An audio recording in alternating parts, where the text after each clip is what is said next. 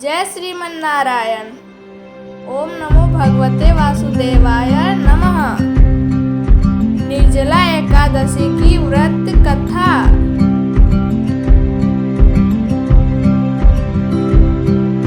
प्राचीन समय में पांडवों में सबसे बलवान भीमसेन थे। उन्हें बहुत भूख लगती थी, इसलिए वे वर्ष भर आने वाली सभी एकादशियों का व्रत नहीं रख पाते थे। वे श्री कृष्ण और महर्षि व्यास जी के पास गए और बोले, हे प्रभु, मैं सभी एकादशियों का व्रत करने में असमर्थ हूँ। ऐसा कोई उपाय बताइए जिससे मुझे सभी एकादशियों का पुण्य प्राप्त हो जाए। तब महर्षि व्यास जी ने कहा, हे भीमसेन, ज्येष्ठ मास के शुक्ल पक्ष की एकादशी को निर्जला एकादशी कहते हैं। इस दिन बिना अन्न और बिना जल ग्रहण किए भगवान विष्णु का स्मरण करते हुए व्रत रखने से वर्ष भर की 24 एकादशी का फल प्राप्त होता है।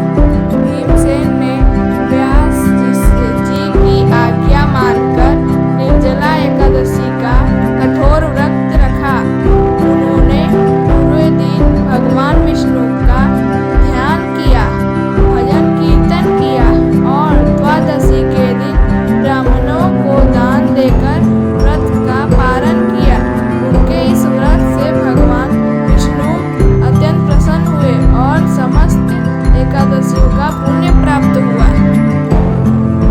कहा जाता है कि जो श्रद्धा और भक्ति से साथ निर्जला एकादशी का व्रत करता है, भगवान विष्णु उसकी सभी मनोकामनाएं पूर्ण करते हैं, पापों का नाश करते हैं और अंत में उसे विष्णु लोक की प्राप्ति होती है। इसलिए निर्जला एकादशी के दिन भगवान विष्णु, माता लक्ष्मी और तुलसी जी की पूजा करनी चाहिए। ओम नमो भगवते वासुदेवाय नमः मंत्र का जाप करना चाहिए और जरूरतमंदों को जल, फल, वस्त्र तथा अनाज का दान करना चाहिए। व्रत का फलश्रुति।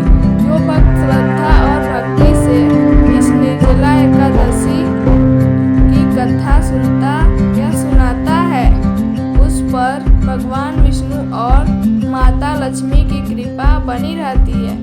घर में सुख समृद्धि आती है और सभी कष्ट दूर होते हैं।